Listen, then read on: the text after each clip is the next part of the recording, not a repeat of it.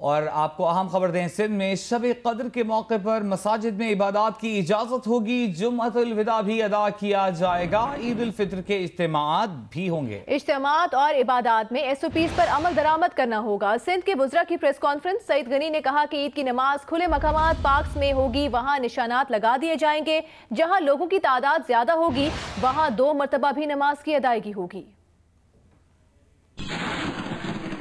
की नमाज है या दीगर नमाजें हैं या तरावियाँ हैं, वो उन्हीं SOPs के मुताबिक अदा की जाएंगी। और हमने भी उलमा कराम से दोबारा भी मशावरत की है। जो नमाज ईद है उसके लिए जो बड़ी खुली जगहें हैं, ग्राउंड्स हैं, पार्क्स हैं, बड़े प्लॉट्स हैं, तरजीही बुनियादों पर उन मकामात पर नमाजें होंगी और निशानात पहले से लगा दिए जाएंगे कि कहाँ कहाँ नमाजी खड़ा होगा और फासले से खड़ा होगा। और एक जगह अगर नमाजियों की तादाद ज़्यादा ही होगी हर जगह, तो 1 से ज़ायद मरतबा ईद उल फितर की नमाज एक ही जगह पर अदा की जाएगी। कहीं पर 2 मरतबा भी हो सकती है, कहीं पर 3 मरतबा भी हो सकती है। और हम उलमा कराम के शुक्रगुजार हैं कि उन्होंने उससे पहले भी जो नमाज जुमा थी उसके लिए भी ये तरीक़ेकार अडॉप्ट किया था उन्होंने, कि 1 से ज़ायद जमातें जो हैं वो मसाजिद में की गई। तो जो बड़ी मसाजिद हैं जहाँ पर ज़्यादा नमाजी आ सकते हैं, उन मसाजिद में भी नमाज ईद होगी। और जो छोटी मसाजिद हैं वहाँ हमारी गुजारिश ही होगी कि जहाँ लोगों की तादाद ज़्यादा होती है तो कोशिश की जाए कि उन मसाजिद के बजाय जो खुले मकामात हैं, जो ग्राउंड्स हैं, वहाँ पर नमाज ईद अदा की जाए। सईद गनी का मजीद कहना था कि PTI वालों की बातों को उनके अपने लोग संजीदा नहीं लेते, उनकी बातों को अहमियत ना दी जाए। बाजारों में लापरवाही की जा रही है। सईद गनी ने कहा कि अब दुरुस्त नहीं होगा कि ईद और मसाजिद में नमाज पर पाबंदी लगाई जाए। जिनकी बातों को इनके अपने लीडर्स अहमियत नहीं देते हैं, उनकी बातों को आप इतना संजीदा लेते क्यों? शिबली फराज ने कहा कि गवर्नर रूल नहीं लग सकता, नाम सोच रहे हैं। कल जो है फवाद चौधरी ने कह दिया, जब इन्होंने फिर एक भड़क मारी, फिर एक नॉनसेंस की, उस पर फिर फवाद चौधरी ने कह दिया कि ये बेवकूफ़ी की बातें करते हैं, आप इनकी बातों पे मत जाओ। उससे पहले जब खुर्रम शेर जमान ने एक बेवकूफ़ी की बात की, असद उमर ने कहा कि इंतहाई गैर जिम्मेदार आदमी है। यार, जिनके अपने वज़ीर कहते हैं कि गैर जिम्मेदार हैं, ये आइन को नहीं जानते, ये कानून को नहीं जानते, ये नालायक हैं, आप उनकी बातों को अहमियत देते क्यों? जो हालत आप लोगों की देख रहे हैं बाज़ारों के अंदर कि किस तरह वो लापरवाही कर रहे हैं, गैर जिम्मेदारी कर रहे हैं, चाहे वो शहरी हों, चाहे वो दुकानदार हों, बहुत ज़्यादा लापरवाही हो रही है।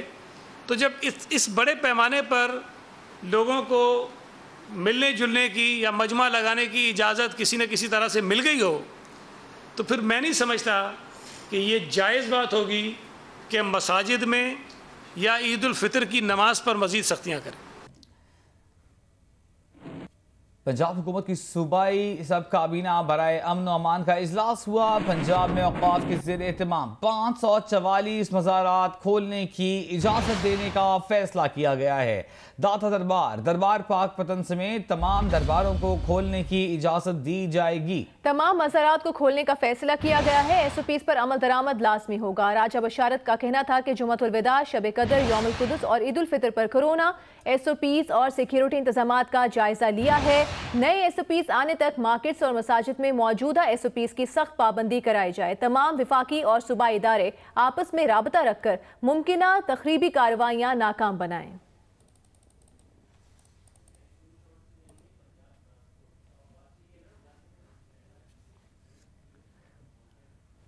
और पब्लिक ट्रांसपोर्ट ओनर्स फेडरेशन का पंजाब में शहरों के दरमियान फौरी तौर पर बसें चलाने का ऐलान। ट्रांसपोर्टर्स का कहना है कि GT रोड पर 20% किराए में कमी की जाएगी। सीट बाय सीट बसें चलाएंगे। मोटरवे पर SOP के तहत किराए में रियायत नहीं दी जाएगी। मोटरवे पर बसों में 2 सीटों पर 1 मुसाफिर बिठाया जाएगा। सूबाई वज़रान ने मुज़ाकरात में ट्रांसपोर्टर्स को SOPs पर अमल करते हुए बसें मोटरवे की बजाय GT रोड पर चलाने की पेशकश की थी।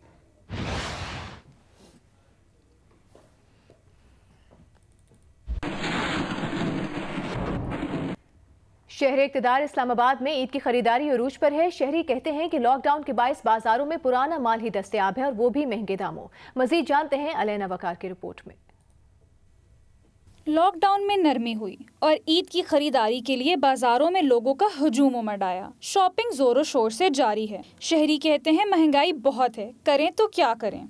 बच्चों के कपड़े वगैरह लिए अपना, तो जो कोरोना की बीमारी से ना दिल करता है और ना लिया है कुछ, ना इतनी महंगाई में सोच सकते हैं अपने बारे में। तो हुकूमत से यही अपील है कि थोड़ा सा छोटी शॉप्स की तरफ भी ध्यान दे, देखे कि क्या इनके मार्केट रेट बाकी बहुत मुख्तलिफ है।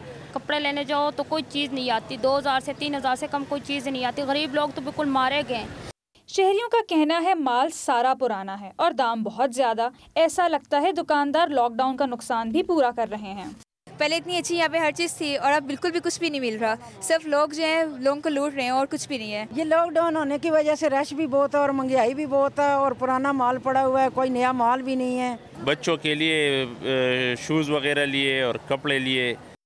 बाजारों में पार्किंग की जगह मिलना भी इंतहाई मुश्किल है। कोरोना से बचाव के लिए समाजी फासले और एहतियाती तदाबीर को अक्सर शहरियों ने यकसर नजरअंदाज कर रखा है। कैमरामैन रिजवान शाह के साथ अलैना वकार, जियो न्यूज़, इस्लामाबाद।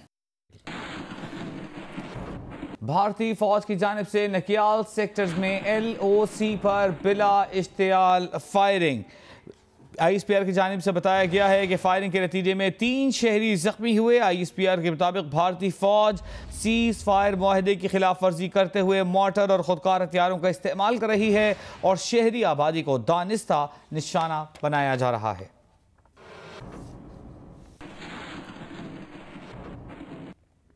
भारतीय हाई कमीशन के सीनियर एहलकार को दफ्तर खारिजा तलब किया गया है। तर्जुमान दफ्तर खारिजा के मुताबिक भारतीय हाई कमीशन के एहलकार से LOC पर फायरिंग और गोलाबारी पर शदीद एहतजाज किया गया। तर्जुमान के मुताबिक भारतीय फौज ने नकियाल सेक्टर पर बिला इश्तियाल फायरिंग और गोलाबारी की। भारतीय फौज की फायरिंग से LOC के गाँव में 3 रिहायशी जख्मी हुए। भारतीय फौज LOC पर तसलसल से शहरी आबादी को भारी असलहे से निशाना बना रहे हैं। तर्जुमान का कहना था कि भारत की जानिब से जंगबंदी की खिलाफ वर्जी इलाकाई अमन सलामती के लिए खतरा है। भारत 2003 के जंग बंदी मुआहदे का एहतराम करे।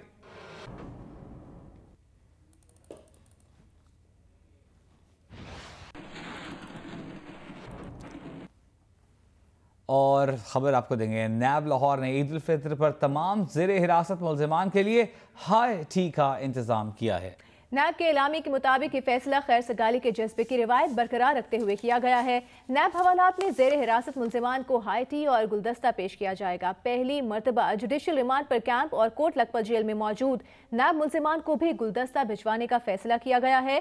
नैब लाहौर का कहना है कि माजी में मारूफ सियासतदान भी दौरान हिरासत ईद के दिनों में नैब की सहूलियात से मुस्तफीद होते रहे हैं। जज्बा खैर सगाली के इक़दामात नैब की इंसानी हमदर्दी के ज़ामिन हैं। तफ्तीश और तहकीक के मयार पर कभी समझौता नहीं किया जाता। आज रमज़ान अल मुबारक की 27वीं शब है। शब क़द्र की फजीलतें बयान करते हुए अल्लामा कौकब नूरानी का कहना है कि कुरान खुद इस रात को 1000 रातों से अफजल करार देता है। मुसलमानों को इबादत और रब को राज़ी करने के साथ साथ मखलूक की भी नाराज़ी दूर करनी चाहिए। ये जो ताक़ रातें हैं 21, 23, 25, 27, 29, ये रातें भी माशाअल्लाह क्या कहा जाए कि इनकी फ़जीलत जब ख़ुद कुरान बयान फरमा रहा है कि इनमें से एक रात है जो शब क़द्र यानी क़द्र वाली रात है और वो 1000 महीने से बेहतर है। 1000 महीने के साल बनाएं तो 83 बरस 4 महीने बनते हैं। इस एक रात में जो इबादत की जाएगी वो 83 years and 4 months से ज़्यादा सवाब वाली होगी। अब कितनी ज़्यादा उसकी कोई लिमिट नहीं है, उसकी कोई हद नहीं है। हमने सिर्फ ये नहीं करना कि आज की रात या मुमकिन शब क़द्र जाग ली और उसके बाद फिर हमारी हरकतें आदतें वही।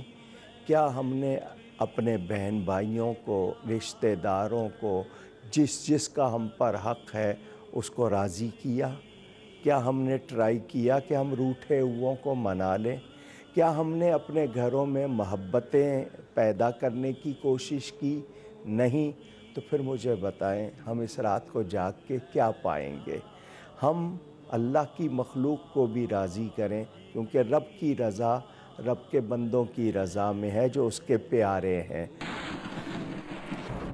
हुकूमत ने इंतखाबी इस्लाहात से मुतालिक बिल का मुसवदा तैयार कर लिया है। तमाम ओवरसीज इलेक्ट्रॉनिक सिस्टम के तहत वोट डाल सकेंगे। अयाज अकबर यूसुफ से हमारे साथ मौजूद हैं, उनसे मजीद तफसीलात जानते हैं। अयाज, बताइएगा मजीद क्या निकात हैं इस मुसवदे में? देखिए जी, मुसवदा जो है हुकूमत ने तैयार कर लिया। आगल चौथी को ये टास्क दिया गया था प्राइम मिनिस्टर की जानिब से। इसमें 35 से ज्यादा निकात शामिल है। इसमें जो अहम नुकता है ओवरसीज पाकिस्तानियों को वोट का हक देने का इसमें मुसवदे में शामिल किया गया और आइंदा इंतखाबात में तमाम ओवरसीज इलेक्ट्रॉनिक सिस्टम के तहत वोट डाल सकेंगे। ये इसमें सजेस्ट किया गया और आइंदा जो गिलगित बल्तिस्तान के इलेक्शन आ रहे हैं उसमें फौरी तौर पर जो है वो ओवरसीज अपना हक राय इस्तेमाल कर सकेंगे।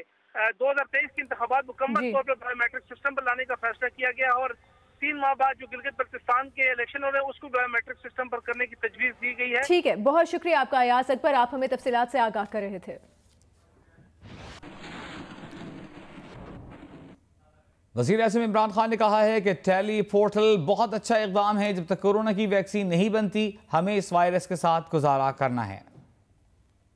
बड़ा ज़बरदस्त आपने इनिशिएटिव और ख़ास तौर पे जो इस वक्त लिया है ये टेली हेल्थ पाकिस्तान। तो जब तक वैक्सीन नहीं है हमने इस वायरस के साथ गुजारा करना है। हमने देख लिया कि पैसे वाले मुल्क, अमीर मुल्क, वो मुल्क जिनके पास हमारे मुकाबले में बेतहाशा दौलत है, हम देख रहे हैं कि उनके बहुत बुरे हाल है। हमारे मुल्क में बदकिस्मती से हमने इतना अपना तवज्जो भी नहीं दी अपनी हेल्थ शोबे के अंदर, अपने हॉस्पिटल्स में, अपनी हेल्थ सर्विसेज में। तो हमारे लिए ज़्यादा बड़ा चैलेंज है।